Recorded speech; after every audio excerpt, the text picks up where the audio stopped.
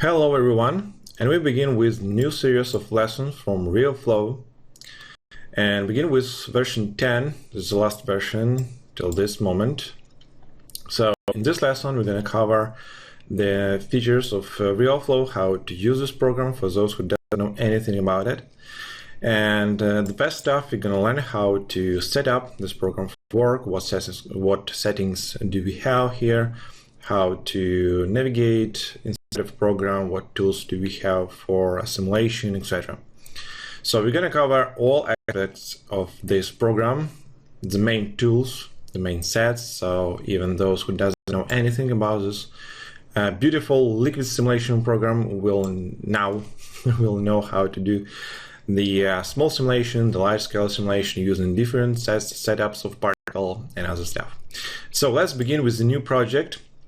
Here we have the project folder, which is RealFlow 10. For me, you can set up any folder you want, and this folder needs to have a free space because the large scale simulation, even with the low scale simulation with a huge amount of particles, we need to have the free space because each frame we have the cache files for each particle. So if you need some space for that, anyway, we can type the name of our project, and this is our main folder. So all our projects in this VFX pack, in this RealFlow pack, we're gonna save inside of this folder. So it's like a root folder for our RealFlow projects. Here we have the basic template. So it's next project is by default using. We have the liquid with diverso, we have some sand, granular simulation, snow, ocean surface, the large scale simulation using hybrid. We're going to cover all this stuff a little bit later. So basically we set up with just empty project. So let's type lesson 01 and create a new project. So here we inside of this program.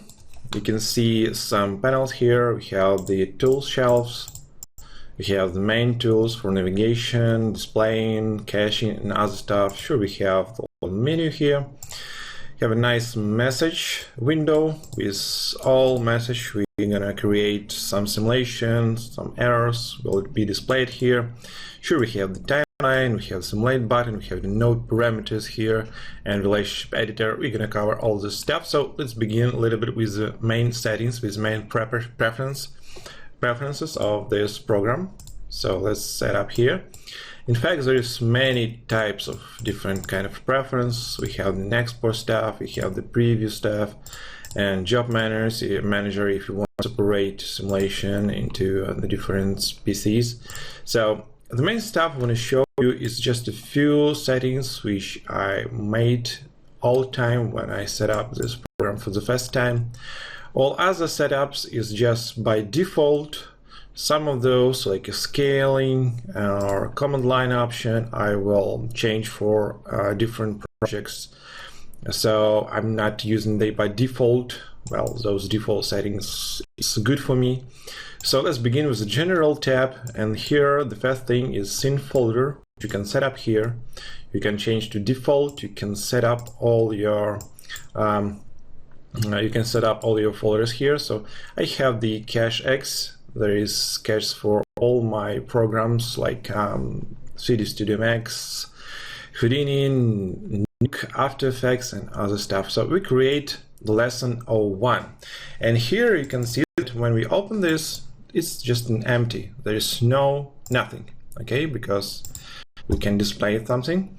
But now when I open, just a second, where's my cache folder? Okay, so here we have our folder, and inside of this we have just project file. So lesson 1 FLV, and that's all what we have. No folders, nothing. Because we don't have nothing, we don't have nothing for caching, nothing for simulation. So we're gonna learn how to do this a little bit later. Now this main our folder, another thing is axis setup you can change. So RealFlow just create a simulation. Mainly you want to export the simulation into different programs for visualization. Sure, we have some Maxwell render settings here but basically it's using for like a preview. So for the final rendering, you will send it into Lightwire, Cinema, 3D Max, Maya, Houdini, other stuff, other 3D packages, and all of those have different axes. So inside of RealFlow, we see that the y-axis is going upward and the x is going on that way, so it's horizontal axis. Inside of 3D Studio Max, we have the axis which is going up. So we need to switch y and the axis. And well, if you work inside of 3D Studio Max, you can change this axis setup and all those stuff. Now we have the axis is going up. And but I prefer to use the basic, the default settings when we have the y-axis going up. Why I'm doing it, in fact, yeah, I work mainly with RealFlow connecting to 3D Studio Max. I prefer to use the visualization side of this nice program. But when we have a connection tools inside of 3D Studio Max, they automatically convert all those axes, all those positions. So when we export the simulation stuff, okay, when we export simulation data inside of 3D Studio Max using the connectivity tools from RealFlow to 3D Studio Max, they convert all those axes, so you won't see any changing. So by default, I'm going to use these parameters as a default inside of RealFlow, so you all going to have the same parameters. Okay, the next thing is what I want to change. So those things is by default. Inside of simulation, I prefer to change these settings again with project exclusively. In different projects, I have a different setting inside of simulation tab. We have this simulation tab here, so I'm going to cover all those parameters a little bit later, and we're going to see what do they do for different types of particles, for Hybrido, Devesso, Current T, General, and other stuff. I'm going to change all those parameters. So by default, we have pretty nice settings, and I think that I just enabled this stuff using GPU for simulation, and we can use it by default. I don't have the OpenCL CPU. So, and another one thing I want to change is going to display tab and just check a display info like a selected nodes. And the reason for that, if we have the old nodes, this is by default. If we have many objects inside of our scene, you see I add any object inside of scene, and we have the statistical parameters here. So we have the number of verticals, the number of faces for the geometry, the same stuff for some particles. We're going to have the number of particles inside of mesh. We're going to have the number of polygons, and etc, etc, etc. So if we have the many objects inside of our window, this statistical information is gonna take a big space on our preview. And it doesn't matter, do I want to see how many faces have a cube? I know how many faces have a cube, so I don't need this information. So inside of preferences, I check inside of display, selected nodes. So now if I want to see some information about geometry, particles, meshing, or something like that, I just select this, and we have this information in the top left window. So it's more interesting and it's more useful for that. So I delete. Okay, get back to preferences, and just only one thing I want to check is backup. So by default there's no auto backup for FLV, and I want to FLW, okay, and I want to check this thing to have an ability to make a backup. Well, the RealFlow is not one of those programs which are, you know, crash very often, but sometimes it can happen when you set up the big amount of particles, like, I don't know, 2,000, 100 million particles, sometimes just by misclick or something like that, and it's take all your RAM, and your PC just freeze, or RealFlow just make an error and it's closing. So it's not take too many time, because all those projects are very you see, have the very low size, because all the main objects we're gonna use, they will export, import, and they will cache inside of different files. So mainly all information we have inside of our viewport, all information we have inside of our project will save in cache files, not inside of our projects, in cache files. So when we load our project, so just look on the cache and see what do we have in each of those frames. So the main project is have a very low size, and auto backup is just, we can even feel it how it do. So in other things like scripts, shells, parameters, and other stuff, I don't make any kind of changes, because, you know, we can set up the padding size, you can set up all those little settings here for export or something like that. You know, notify to your mail. Another thing is just very tiny settings. We should not have an influence inside of our rendering or inside of our simulation things for now. So a little bit later, using the manual or something like that, you can go to each of those tabs and see what do we have here on settings, or maybe add something like that.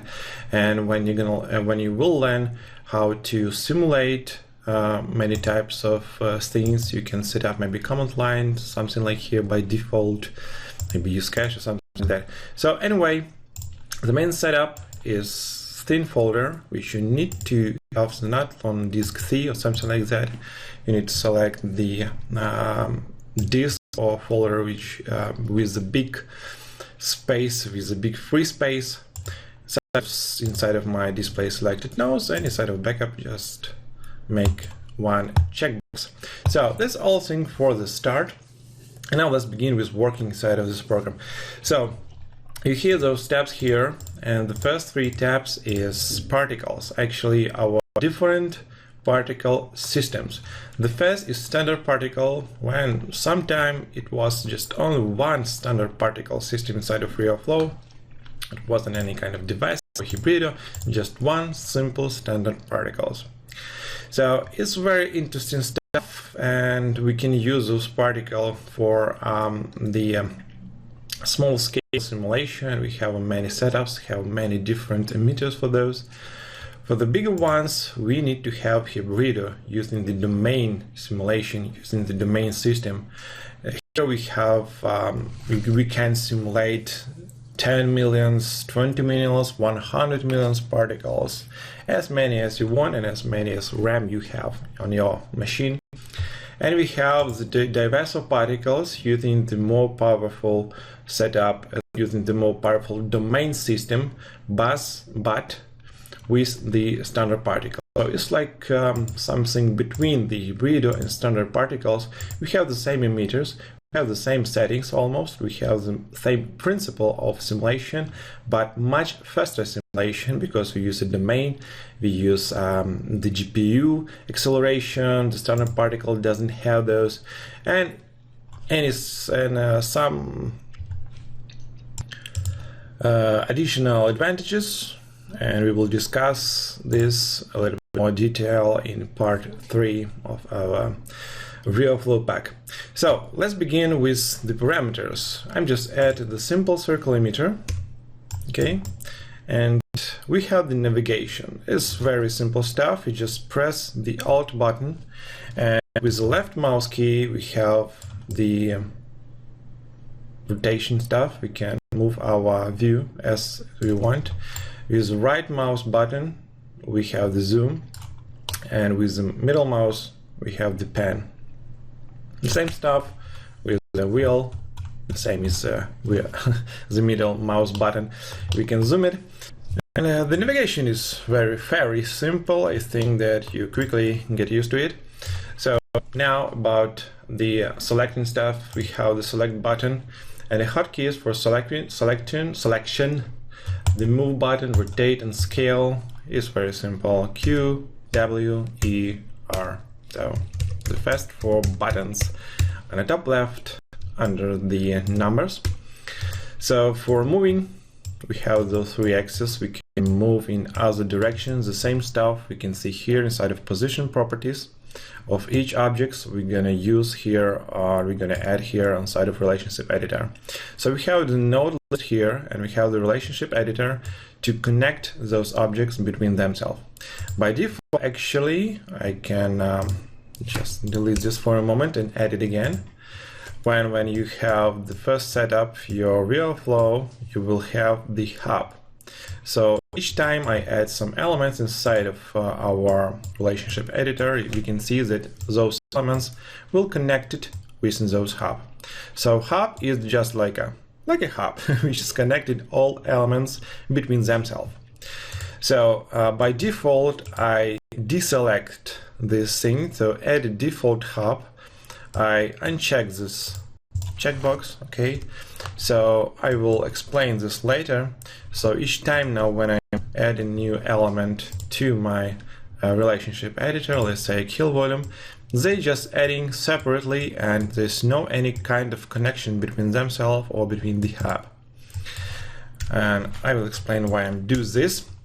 So in fact, we have a circle again. Each time when we add a new element, it has the new number. So we have a circle O1, O2, and now we have the O3. We can simply rename this. So my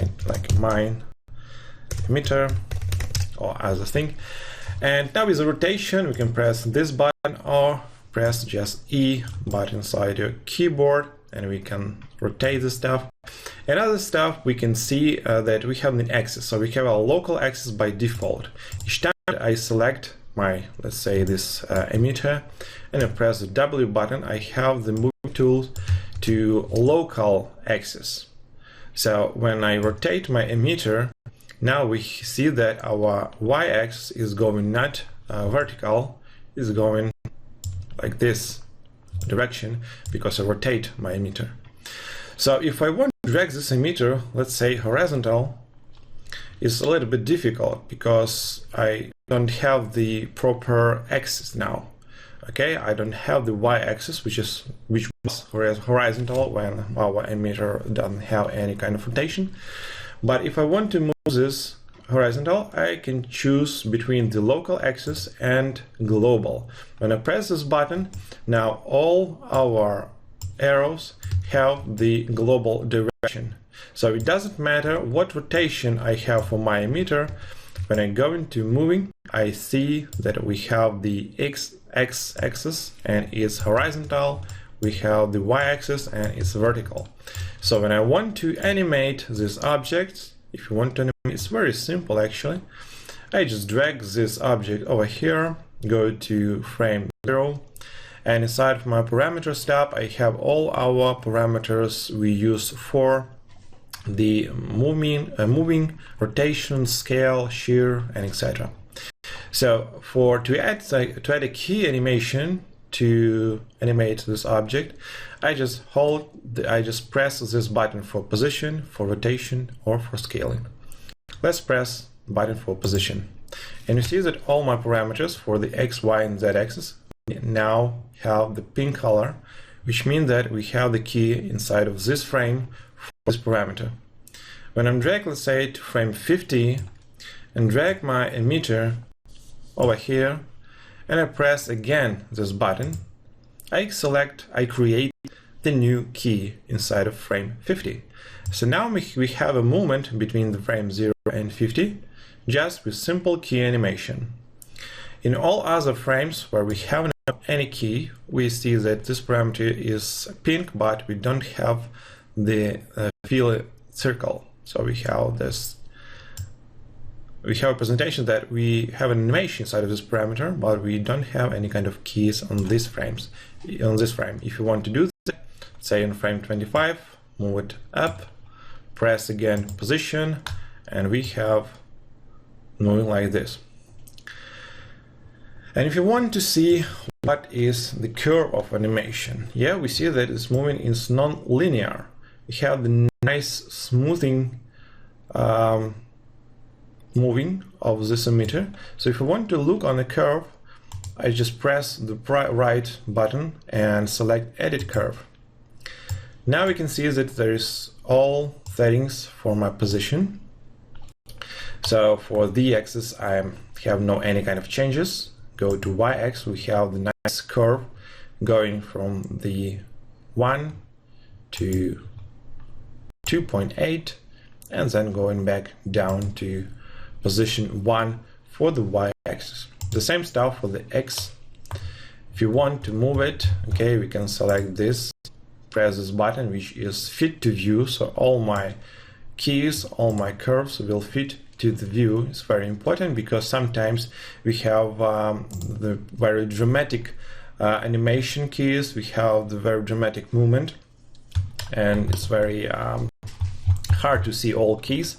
So just press this button and our view is filled with all keyframes, with all curves for this parameter.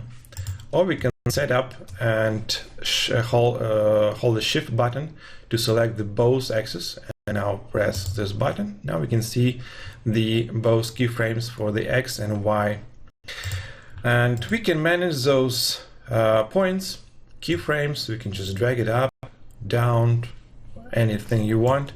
We have, let's Control Z, we have the different point parameters. So by default we have the this point type. If you want to make it Bezier, we can select this, and now we have this nice tool for create a nice curve, you know, just for fade in, fade out stuff.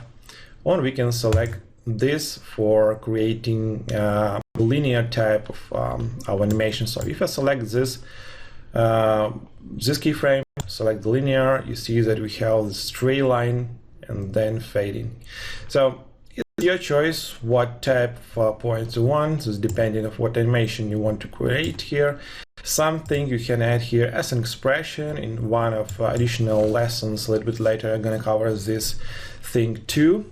So there's many interesting stuff you can add here. You can mainly set up the amount of keys, you can scale those keys, you can drag those keys, you can duplicate, you can set up what you want to do before this key or after this key with you know, the node behavior or the last node behavior. You can loop it, you can make it constant or make it 0.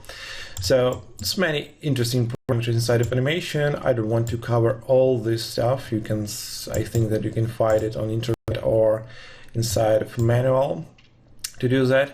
But the thing is, we can even use the animation on different axes separately. So if we press this last button, we have the position X, Y, and Z separately. In my parameter, in my case, I don't have any position D animation, so I can press the right mouse button and set up and press remove curve. So now I don't have any kind of animation inside of position D. I can just switch it back, and we see that there is no pink color here. This means that this position is not animating. Same stuff here. If I don't want to have an animation on y-axis for now, I can press the right mouse, okay, press plus, right mouse button, and remove curve. I can remove key in this frame or remove the whole curve for whole animation. So now I have just X animation. And here we have some visualization of our keyframes, 0, 25, 50. It's very simple.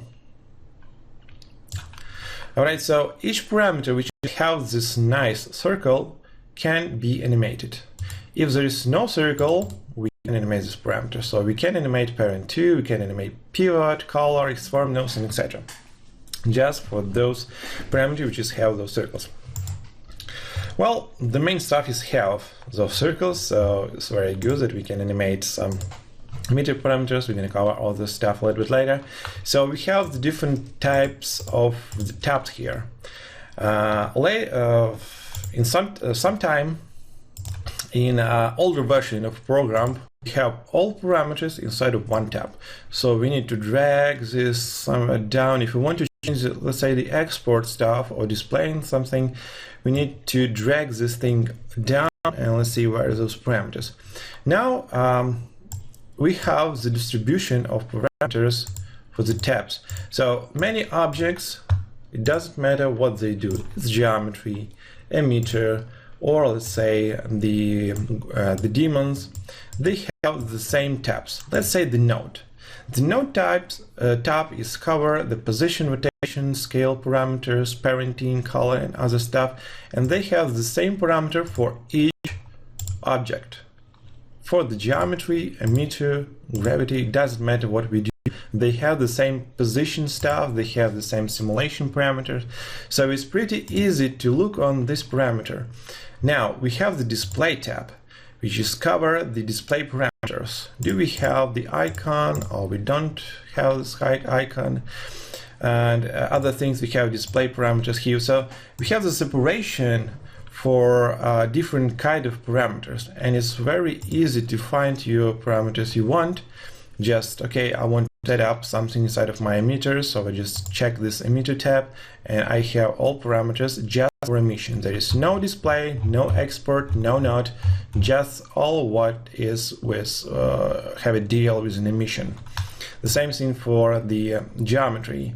We have the node object, it's our settings, we have a display tab, we have the export tab. So now we don't have to, manage this, just drag it somewhere here down, and it's a little bit easy to find parameter you want. Okay, just delete it again. Just very simple with the delete button if you want to. Okay, you see that there is some messages here. We can see it's our project file, our backup, saving, undo stuff, some missed errors if we have. Okay, they will be displayed over here. Now I just close this thing because, well, if I will have some errors, I will know this and just get back to this and see what happened. Now I'm gonna close this to have more free space here inside our viewport. And some stuff I want to show you before we get to first simulation is displaying. So we have the different type of display. We can hide an object, we can unhide object, and these simple buttons allow us to hide objects we don't want to see here. And it doesn't mean this object is not have an influence inside of our simulation. It means just we don't see this object. Okay? In some programs, like in 3D Studio Max, sometimes if we hide objects, they don't participate inside of simulation or something like this. Yeah, we don't have these objects, and that's it. In this, in real flow, when we hide these objects, we see that it's here. We have the same parameters, we just don't see this object. It's very useful when we have the many geometries, and especially when they have many polygons, we barely can see some particles. So I just hide this geometry and look on my particle simulation. It knows that this geometry is something there, somewhere there. So it's very useful thing. The same stuff you can choose here. So we have the duplicate of this button. So we will use this button very often. Okay, and the last one I want to show you is geometry representation. Actually, for that I will add some geometry, like a sphere, okay? And we have the nice button, allow me to zoom selected object. So if you lost somewhere here and you can't find your elements, so the first thing you can do, just press the right button mouse and zoom all. So you're going to zoom for all objects inside of your scene, and if you want to zoom to selected objects, just zoom selected, and here we have our sphere. So if you press the bounding box, we see that our sphere now presented like a bounding box. Again, inside of simulation is still the sphere object. Just for less presented objects, we can add it and press this button. Just, when you have the very high polygon object, sometimes it's difficult to see particles through them. You can select the bounding box, and it doesn't matter how many polygons, it's just going to look like the bounding box. And by default, we see all objects like a wireframe, and we can use the flat shaded result, which is presented like this. We can see the whole polygons, points, see those bright lights. specular stuff, and use the flat shaded. So select the sphere and select the flat shaded. Now we see more smoothing result.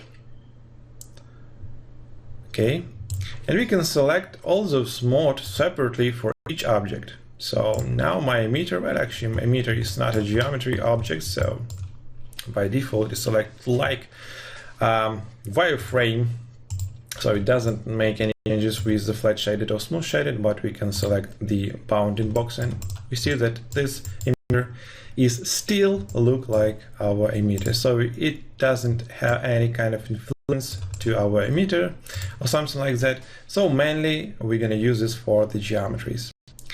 And the three little rockets here, the green one, yellow and reddish, it's show us what is these objects included in our simulation or not. So the green one means that our simulation or our object is included in simulation. So we have nice, if we go to simulate, we have the particle which is going through our emitter, and those particles just fly away. And if we just click our emitter and press the red rocket, we won't have any kind of simulation. So this means that we disable this object for our simulation. So now simulation is inactive. This node is inactive. By pressing the yellow rocket, this means that we're going to use the cache files. Okay, when we simulate, we have some particles, but now these particles are not simulated, they read it from the cache. And now it's time for look what is caching inside of RealFlow, how we can use these cache files, where those cache files are saved. So the most important stuff with an export is export central. We can press the F12 and we see the all export settings for all objects inside of our scene. So for all emitters, particle, hybrido, diverso, for all objects, meshes, and other stuff, we can set up the export settings.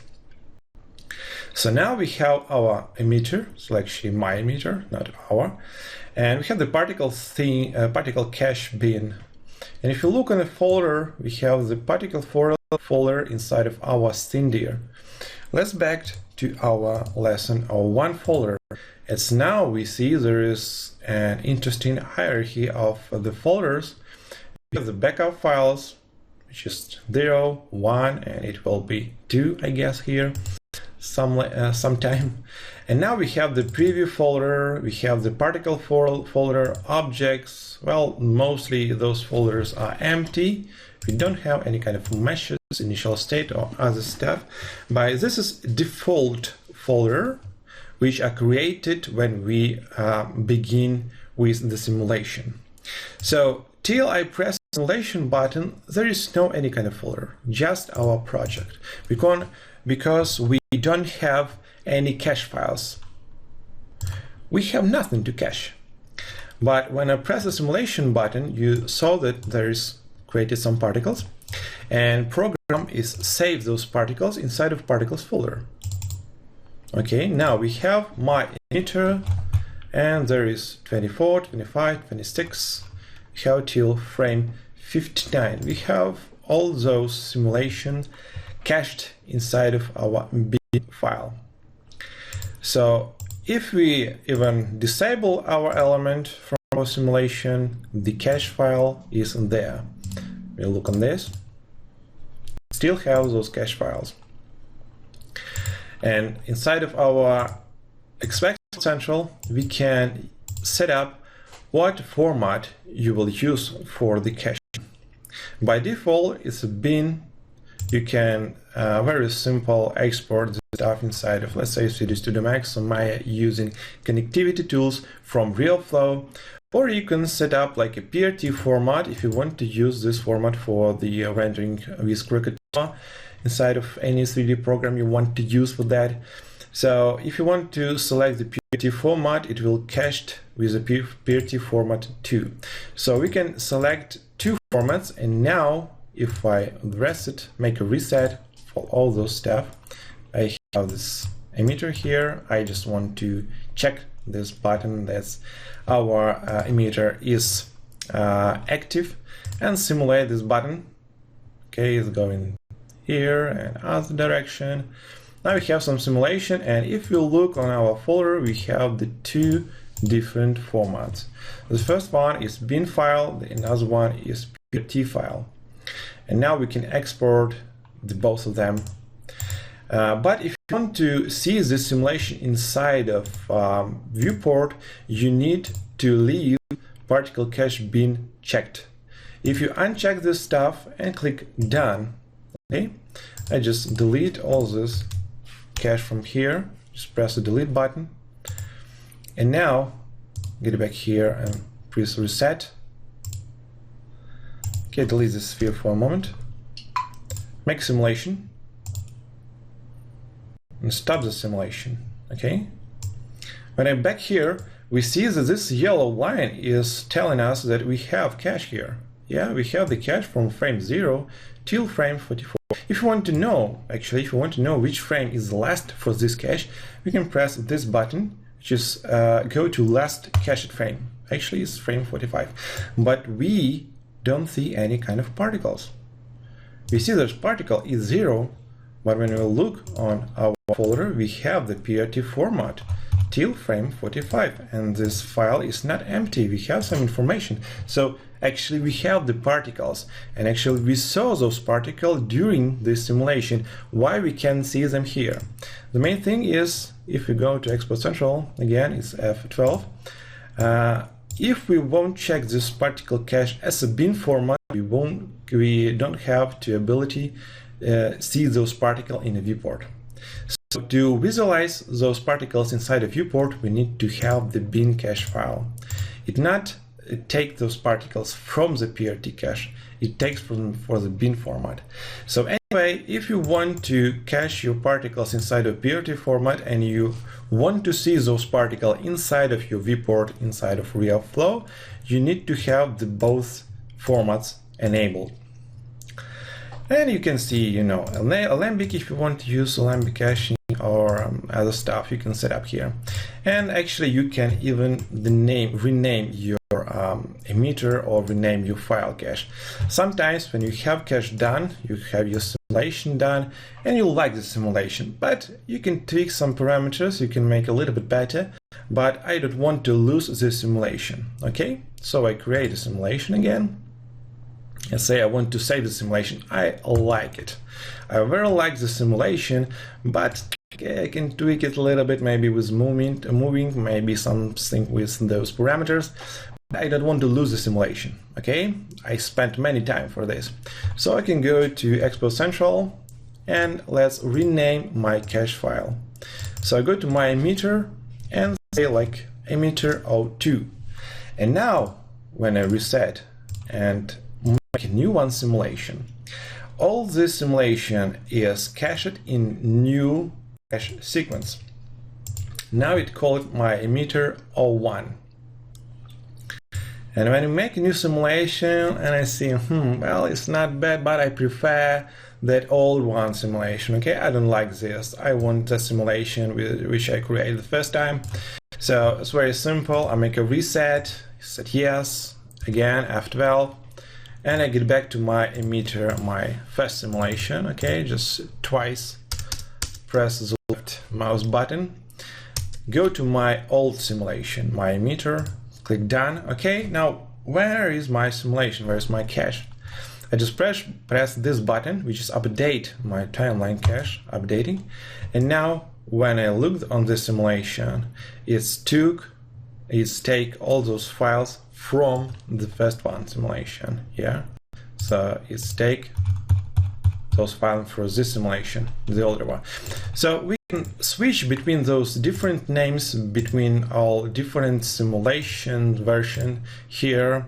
Just change the name of prefix, and each time you don't want to lose your nice simulation, but you want to test something new one, you just select like version 2, version 3, version 4, and after your new simulation you can back again to your older simulation just with the older name here. Ensure you can save your particles on a different disks or different folders. By default, we have the variable calling this cindir, which is mean that all your particles will save with particle folder, which is inside of your cindir folder. So it's inside of your lesson 1 folder. And you can say, okay, I want to send on my particle to, I don't know, something like network driver or something like that. Sometimes when you work on production, you have the network driver with the caches, so all computers have an ability to drag this file caches for rendering separately. So you can type here, or you can just open folder and say, okay, I want to create a folder called cache here. Okay, I copy this path and just paste it here. Okay, press enter. The difference between the windows and between those paths is that we have slashes on different directions. So now when I type like this and click done, again reset, again simulation, we have this nice simulation, stop it. And if you look on our folder cache, we have also cache here. So using this method, you can send your cache in each folder you want, but you need to keep in mind that sometimes simulation create very big files, and sometimes it's very difficult to copy those files on network drives or something like that.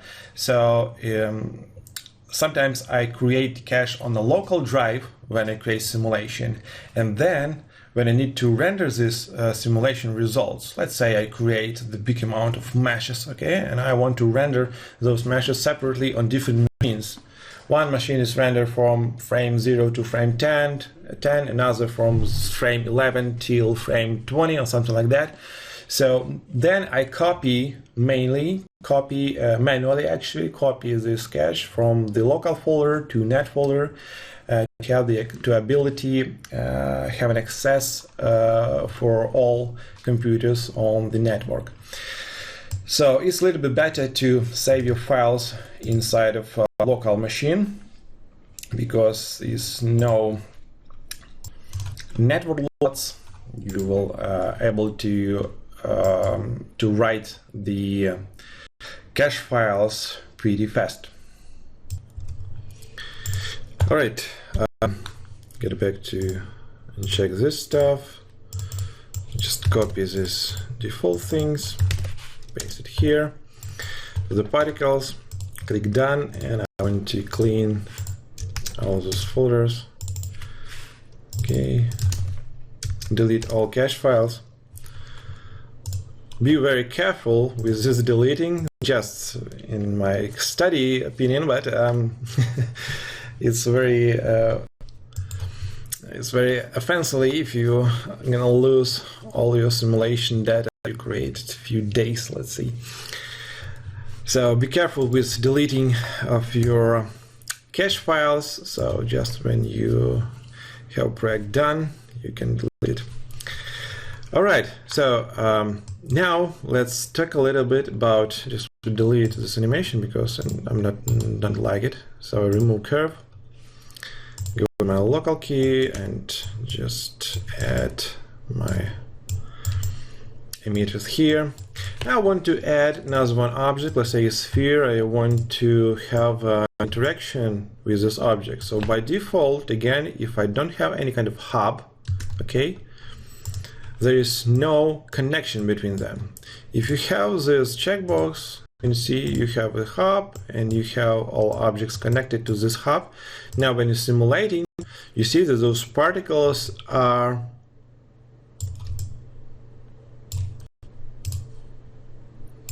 repel from this object, so they have an interaction.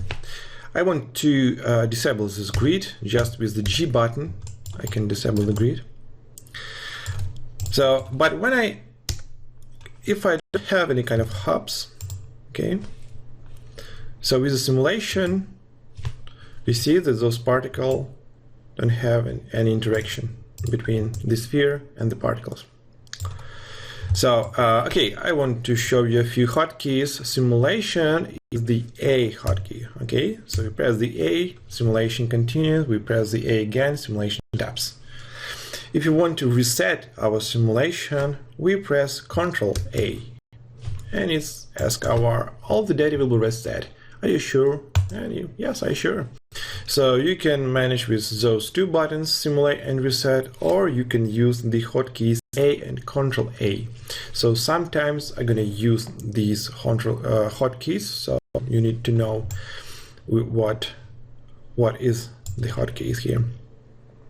So to connect those objects between themselves, I need to take my emitter, grab with the left mouse button. Here we have the line for connection and drag into the sphere 03. We have this, you see the green line. When I release the mouse button, we see the connection between the sphere and the emitter. So now we have the simulation, we have the same result. The particles are connected with the sphere. And the main question is here, okay, why I don't like to use the hub? Okay, it's very simple. You don't need to connect this stuff. All objects you add inside of Seal automatically will be connected between themselves. But this is the main problem. When you have just one emitter and one sphere, that's very nice. It's not too many objects, pretty good. But if you have the difficult thing, when you have very many objects, when you have many forces, many demons, many emitters, and sometimes you see, we can set up the gravity, let's say, gravity differently for other objects. Let's say we have some fluid, we have some dynamic objects which are falling on this fluid. So I want to set up the gravity for the fluid with one parameter and gravity for the dynamic objects with another parameters. I want to set the kill volume for one liquid and kill volume for another liquid. We can have inside of one scene 2, 3, 4, 10 different emitters. And for those emitters, I want to add separately all those demons. So sometimes if you want to manually configure the parameter for each emitter, we need to create some exclusive links. So let's say I want to set it with gravity, okay, hub, delete this hub, I don't need it. And I want to say that gravity need to have an influence just on my emitter. My sphere is not the rigid body object. Even if I connect this gravity to my sphere, it will not fall down, okay? It's still here. My particle is now affected by gravity. You can see that it's fallen down pretty quickly, but my sphere is still hanging in the air. So I don't need this connection.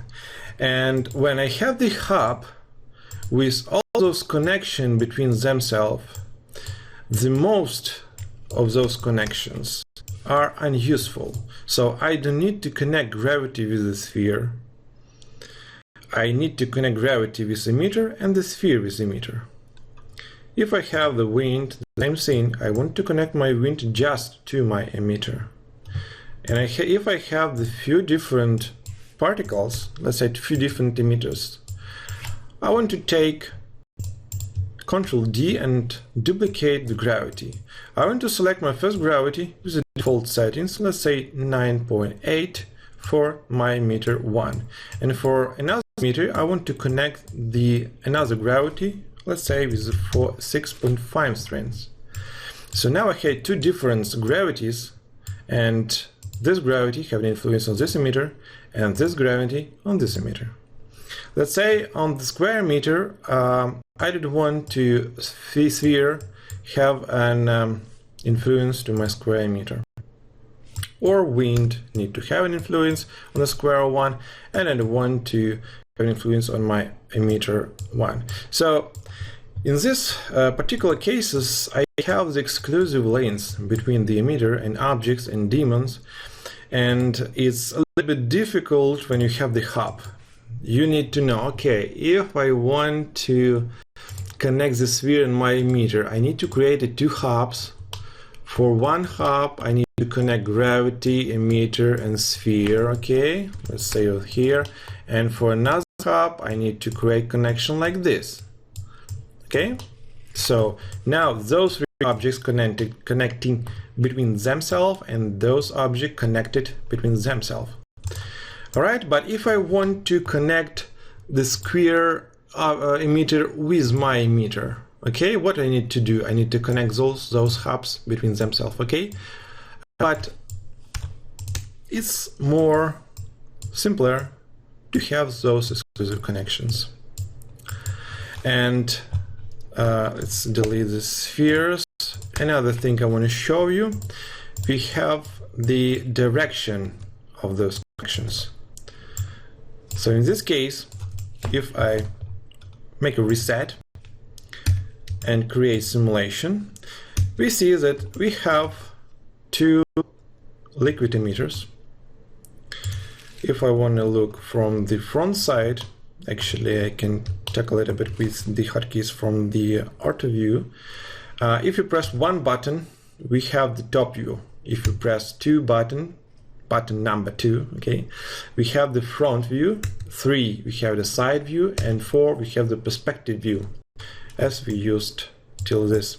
And for the 5 button, we can use the camera if we have, and in our case we don't have any camera. Actually, we can use it. We can create camera here, okay, from my view. Now I have a camera. So 4 is for perspective view and 5 for camera. Mainly camera is exported from another program, another software. So now, if I look on emitters, what we can see, let me select both of them using the Shift key, and we see that the particles are falling down using the gravity. For the square emitters, they're falling down not so fast because gravity is a little bit less stronger. Yeah, 6.5 here and 9.8 here, so they not fall down very quickly. But the main stuff, they not interacted with, they not interact with each other. They just falling through one emitter, falling through another. There's no interaction, no connection between them, and there's no connection between the square one and my emitter. Let's see what's happened if I connect my square one to my emitter. We have this arrow going from the square to my emitter.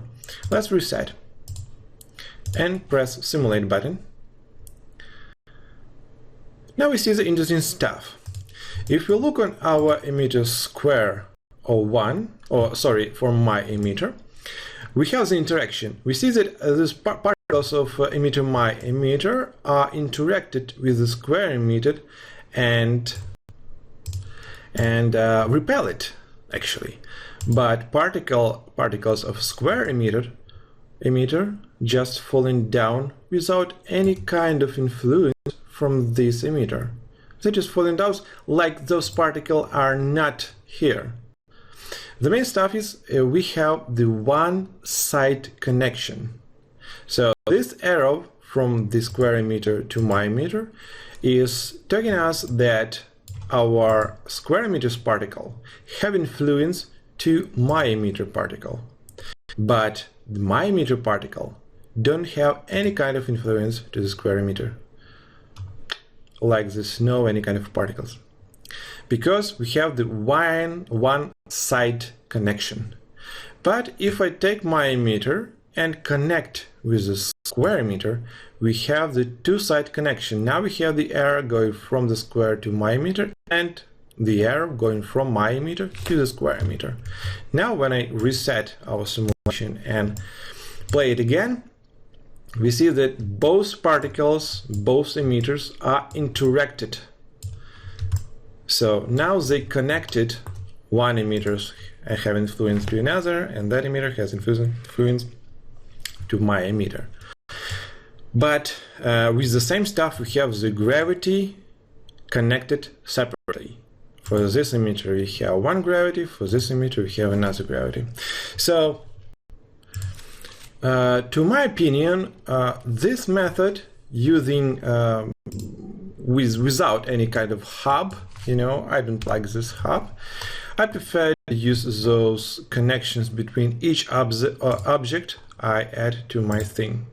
So each time I create a new object, new emitter, I don't know, the mesh, the import mesh or something like that, I decide what connection I want to create. So yeah, if I add a sphere here again, yeah, if I put it somewhere here, I said, okay, I want to connect my sphere with the both emitters, okay? But I don't need to connect sphere with gravity because it won't have any influence even with this connection, okay?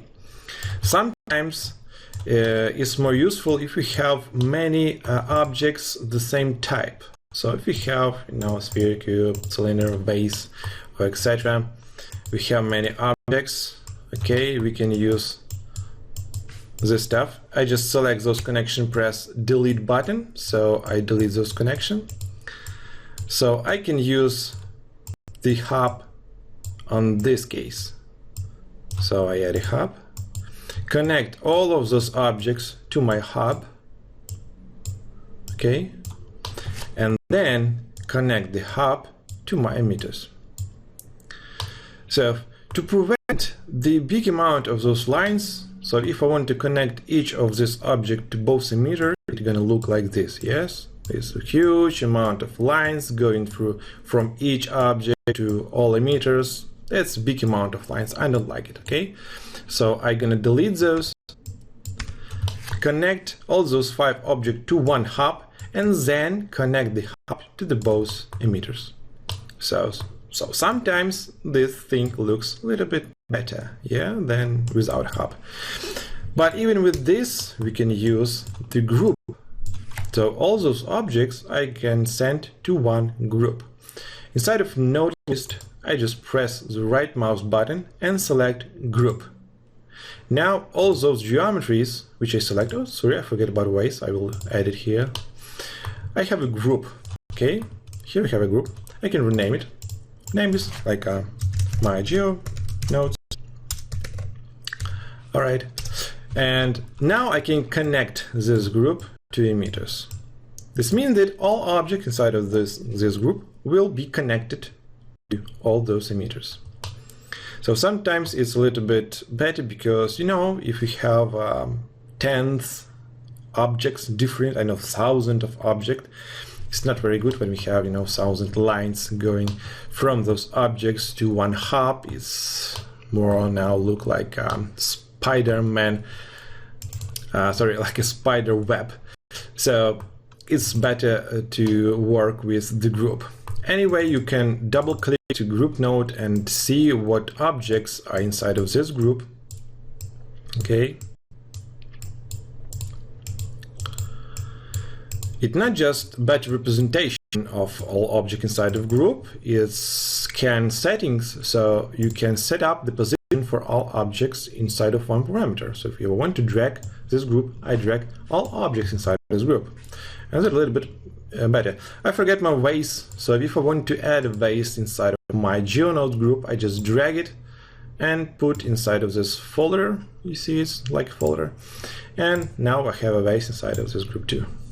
So now if I select group and hide this geometry, we're gonna hide all geometries inside of viewport.